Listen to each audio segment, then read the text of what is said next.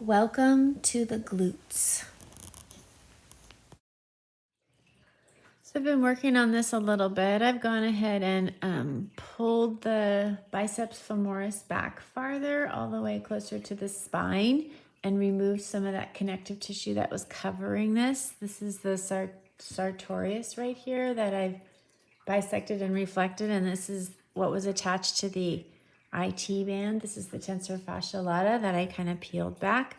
And underneath it, I now found this little round muscle. That's the gluteus medius.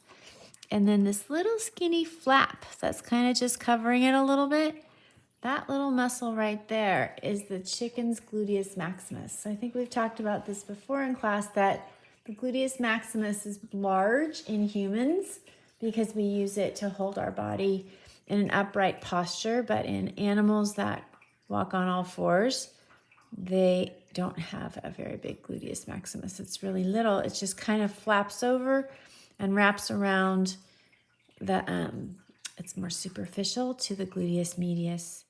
This lateral view of a cat that's been well skinned, you can see where the gluteus medius and gluteus maximus are oriented, kind of above the tensor fascia lata and the IT band.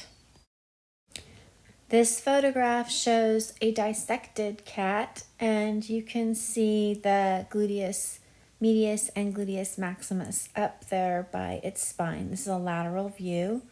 This cat's been dissected a little more. Bye.